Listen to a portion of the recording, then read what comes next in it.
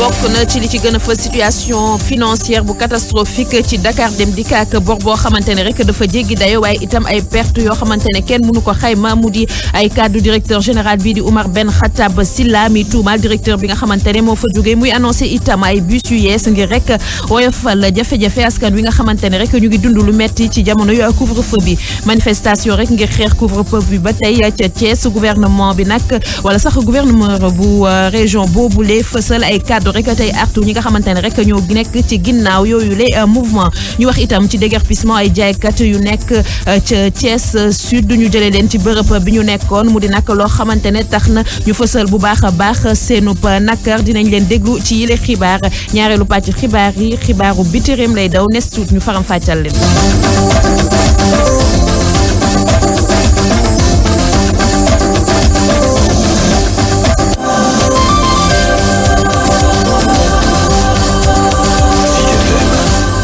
Safietou Bandiaye ci micro bi Cheikh Anta Gueye ci xarale bi ñu dooree ko ak li nga xamante ne rek moo di directeur général bu Dakar Dem Dikk moom mi nga xamante ne rek mu ngi doon janook ñi nga xamante ne ñoo di taskatu xibaar yi jot naa fësal rek ay jafe-jafe yu jéggi dayo wala sax yu tar ci société boobu nga xamante ne moo di société Dakar Dem Dikk mu jàpp ni li ko waral du lenn lu dul rek recrutement abusif boo xamante ne ki fa nekk wala sax ki mu wutu mu ngi ko doon def di Moussa Diop suñu sukkandikoo ci Oumar Ben Khattab Silla société bi di Dakar Dem Dikk jamono ji nag mu ngi ci guut ak bor boo xamante ne suñ ko xayma toll na ci lu ëpp ci juróom-ñaari milliards ak perte bu ëpp lu toll ci fanweeri milliards ci suñuy koppar Fatoumata Diop. Oumar Ben Khattab Silla yóbbu na ca marché ba comme fa wutu directeur bu yees bu Dakar Dem Dikk jàpp na ne maître Moussa Diop bàyyi na fa ay boru juróom-ñaari milliards naka noonu perte boo xamante ne buñ ko xayma ëpp na fanweeri milliards. dette sociale yi mat na juróom-ñaari milliards. ak téeméer ak ñeent fukk ak yeneen perte yoo xam ne document yi nga xam ne mooy seddaloo passation de service bi moo ñu ko wan. mu yokk ci ne lu ëpp ci téeméer boo jël juróom fukk ci woto yi yëpp yàqu na ci ay loxoom. waaye oto yi li ci paan juróomi téeméer la ak ñeent maanaam ëpp na xaaj ba yëpp dañoo paan bi ñuy jël service ñun. Oumar Ben Khattab Silla wax ne rek li ñeel wàllu indemnité yi maître Moussa Diop lépp lu mu ci wax dara du ci dëgg. Moussa Diop ba mu jógee Dakar Dem ak léegi matul ñeenti weer te fay nañ ko lu jege 60 millions. nga ne président Macky Sall moo jox ndigal DG bi ne na ma xeex wax jooju nag dafa jur ci man mbetteel ak xeebel. ci noonu nag directeur bu yees bi wax na ne dafa organiser ay audit ba tax na lu toll ci ñaari téeméer ci ay emploi fictif la ñu nemmeeku ci biir Dakar Dem Dikk. Fatoumata Diop ci loolu la ñuy desandi ba léegi ak directeur général bu Dakar Dem Dikk mi fësal ni rek am na lu toll ci fukki bus yoo xamante ne askan wi jot nañ kaa rek yàq ndax manifestation yi ñu doon amal muy fësal ni itam am na yeneen i bus yoo xamante ne dinañ ko dugal ci circulation bi ngir oyofal jafe-jafe askan wi nga xamante ne rek ñu ngi reyante ngir egg ci waxtu ak couvre-feu bi nga xamante ne rek taxawal nañ ko suñu sukkandikoo ba tey ci kàddu Oumar Ben Khattab Silla jamono ji itam ñu ngi wër yeneen i mesure wala sax yeneen matuwaay yu am solo ngir rek gën a dalal askan wi ci jafe-jafe yi ñuy dund ñu teewlu ay kàddoom ci micro Fatoumata Diop ba tey. ma profité ci aussi di lancer appel population yi mooy ñiy jàpp bis yi di toj démb du ma ne suñuy bis waaye toj nañ fukk ci seeni bis te bis yooyu dañ leen a mobiliser pour rek ñu yóbbu nit ñi fa mu gën a sore ñu kar leen di toj bis yi ak di bëgg a taal yenn yi ma jàpp ne loolu jekkul Sénégal war na weesu loolu. beneen bi mooy may fàttali les forces de défense et de sécurité xëy na mën nañu ne le cadre n'est pas approprié mais comme la presse mën nga ci jàllale yenn information yi ñu xam ne les agents de Dakar Dem Dikk dañ leen war a jàppee comme des agents de l'État parce que Dakar Dem Dikk État du Sénégal moo ko moom. mu mel ni couvre-feu bi fii ci Dakar ak dawalkatu oto yi. ay bloqué rek ci circulation bi ndax embouteillage yi am na nag ay yeneen i loronge yu muy jural askan wi rawatina ñi nga xamante ne rek ñoo nekk ci oto yi wala sax passager yi ndax nag dafa am ay nit yu buruxloo ci lu nu mel ngir def rek ay musiba wala sax di agressé askan wi ñu si bëpp nag di ay ndaw yoo xamante ne sax léeg-léeg ñoom ci seen bopp ñooy créer manifestation yi ngir rek def ñaawteef yooyu lay mu di nag situation boo xamante ne sonal na loolu askan wi nga xamante ne ñooy faral di bloqué si embouteillage bi nga xamante xamante ne dara waralu ko lu dul rek fexe teel a egg balaa rek waxtu couvre-feu bi Fatulaye Mbaye Diop. amul lu koy expliquer amul luy tax ñu def ko doon ay fitna yoo xam ne rek amul tuur mu doon lu rafetul ci Sénégal ay ndaw yoo xam ne dañu daal di jug rek ngir agressé prétexte bu ñu jël dañuy manifester ngir couvre-feu bi te moo ne de ñu bari ci ñoom dañuy rek daal di jug ngir def ay ñaawteef ci heure yi nga xam ne heure couvre-feu la ay dawalkatu oto ki ñeneen ñi nekk ci oto yi ñu ci bari bloqué ci embouteillage bi ne dañu daal di jël seen alal ñu ko def nag doon ñenn ñu dul ñoo xam ne dañuy woote ne ay manifestants lañu tey ay agresseurs lañu doon ay nit yoo xam ne dañuy daal di rek profito ci embouteillage yi ngir sàcc jël alalu askan wi duggaat ci biir manifestants yi ba tax na nag jot na rek ndaw ñi daal di yeewu bu baax di xam ne rek seen manifestation yi ñuy def ci lu jëm ci wàllu couvre-feu bi yenn saay ci ñu ciy gën a profito doon na def katu ñaawte fii ba tax nag automobiliste yi di kaas askan yu bari di kaas ci li nga xam ne noonu la yenn ndaw yi di doxalee ñoom askan wi nga xam ne sax li waral ñu agressé leen doonu lu dul rek retard bi ñu am ci gaaw a ñibbisi ndax nag ba léegi lu jëm ci heure yu ñuy liggéeyee dañuy wàccee daanaka nguur gi soppeegu ko. couvre-feu bi ñu taxawal mu ànd ak rek wala sax état d'urgence bi ànd ak couvre-feu de 21h à 6h du matin mel ni am na yeneen i jafe-jafe itam yoo xamante ne rek mu ngi koy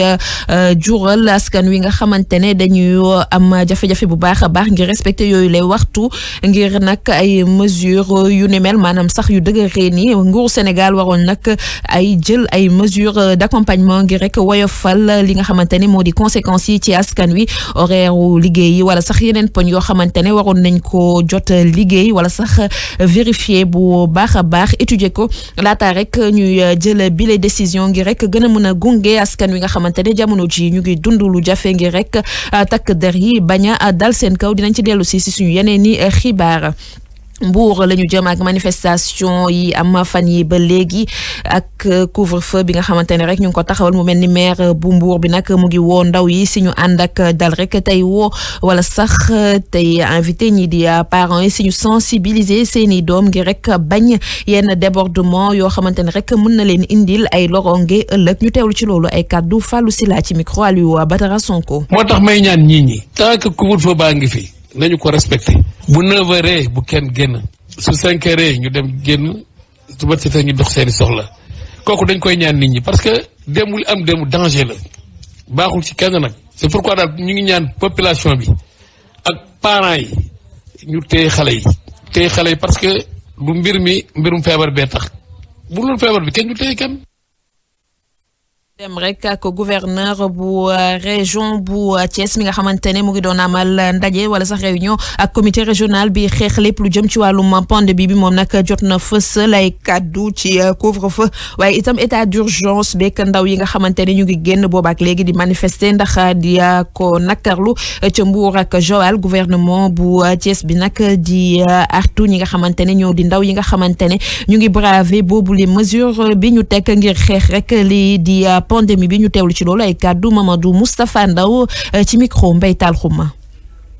li gën a fàttali nag mooy que mesures yi ñu si jël déjà président de la République dañ ko war a appliquer rigoureusement et surtout si biir ñaari région ko Dakar ak Thiès na ko ñëpp nangu loolu appel bu may lancé la démb Mbour ak Joal constaté nañ xale yi génn nañ fa di taal ay pneu yoo xam dañ bàyyi yooyu bu kenn naan tey du ma appliquer couvre-feu bi dañ ko def pour protéger nit ñi defuñ ko pour lottal kenn defuñ ko pour sonal kenn dañ ko def pour protéger nit ñi donc vraiment ku nekk xam ne jarul ngóora parce que du ngóora da nga naan da ngay génn mais man dama respecté couvre-feu am na ñuy dégg ay rumeurs yi dañ vraiment nañ arrêté loolu xam ne jarul ñu si dugg si loo xam ne du noonu. préfet bu région bu Thiès bi ñu nekkoon nii doon nag déguerpir ay jaaykatu daal yu installé woon ci centre région boobule mu jàppale nag place bi ñu ne di place bi war lu ni mel nag tax ba commerçant yi mer ba futu doon fësal rek que seenu nakar dinañ ci dellu si waat ci seen réaction yooyu les commerçants ci suñu yeneen i xibaar.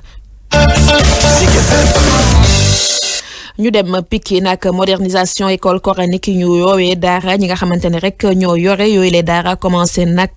yàqamti wala sax perdre patience ñuy invité autorités yi ci ñu gaaw rek ci li ñuy def rawatina wàllum condition d'apprentissage yi nga xamante ne dafa tar loolu jamono ji ci daara yu bëri lu ñu mel nag lañ ñemeeku ci école coranique bi nekk Ibrahima Fall ca Pikine rue 10 moom nag ay cotisation ak itam ndimbalu yenn defkatu lu baax rek ay tax ñuy dund jamono ji lu ñu mel sax tax ba ndongo yi fa nekk dañuy rek faral di yelwaani rawatina ci jamono bi nga xamante ne ñu ngi dund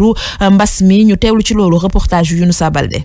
ci daara bi lu ëpp juróomi fukki ci ay ndongo nekk ay tuutànk ñoo fi jàngee alxuraan waaye ci anam yu métti bañu sukkandiku ci ku jiite bërëb ba. daara bi moom ku xool nii rek ni mu melokaanoo nii moom soxla ñu ndimbal suñ ko mënoon a gën a moderniser soppi ko. so yii ni tamit ñu ñoo organiser barki démb teg suñuy 100 francs 200 di teg ba am jënd ciment ak karo suñ mbokk may moo noon karol donte sax ci jamono feebar la ñu nekk waaye ndongo yi nekk ci biile daara dañuy yelwaan yenn saa tamit ay bonne volonté ñoo fay ñëw di leen jàppale. fi lu jógee ci wàllu gouvernement moom li fiy ñëw bariwul lool bu lu soxna si daal moom am na nag ay assos yu fiy ñëw. may gis bu école bi tijjee nit ñi di dem ci école français yi di leen jox ay dons affaire yooyu te kenn du jàppale daara yi. soxna si di ñaaru ñàkk mu jàppale bu mu nemmeeku jëmale ko ci daara yi. ku wàcc liggéey ku nekk dongo daara yi lay wàcceel kaamil bu nekkee jullit nga man daal maa ngi wax ñëpp nañ gestu daara yi ndax ku jàq ci daara yi ngay mujj. monter des projets de modernisation soxol daara yi ñu ngi koy wax ay at ngi nii ci daara bi ñu yaakaar ni rek bés dina ñëw ñu bokk ci projet de modernisation boobule. xibaaru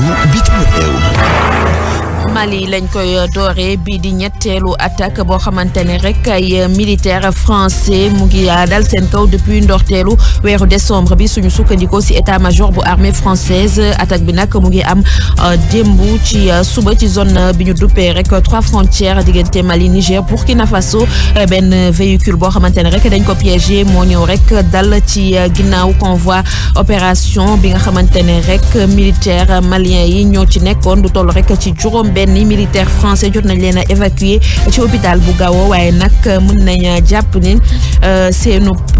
bakkan xaju si suñu sukkandikoo rek ci armée française ñu jóge fa jëm ca États-Unis ak Donald Trump mi nga xamante ni mel na ni tey rek lañ ko gën a ber ci wàllum politique waaye nag teewul mu dellu ginnaaw président bi nag jot na annoncé ci Twitter que ni du participer ci cérémonie d'investiture bu Joe Biden bi ñu war a amal rek si ñaar fukki fan ci weeru janvier bi ñu ne ca Washington donte nag répression yi wala sax pression bi ci wàllum politique tar na loolu depuis attaque bi nga xamante ne rek amal nañ ko ci Capitole bi ñi ko amal nag di partisan Donald Trump yi mercredi bi weesu waaye nag teewul démission yi mu ngi wéy rek di am ci wàllum administration bi am na sax ñaar ci ay ministre Donald Trump yu ci bokk Donald Trump nag mën nañ wax ni loolu yëngalu ko ndax rek mu ngi wéy di amal ay kaddu wala rek taxaw fi mu taxaw ngir rek contester li nga xamante ne rek moo di victoire bu Joe Biden foofule ca États-Unis juróom-ñetti waxtu tegal fukki simili ak ñeent foofu nag la ñuy ndar keppe xibaar yi Safiatou Ba Ndiaye nekkoon ci micro bi Cheikh Anta Gueye ci xarala gi jaa ngeen jëf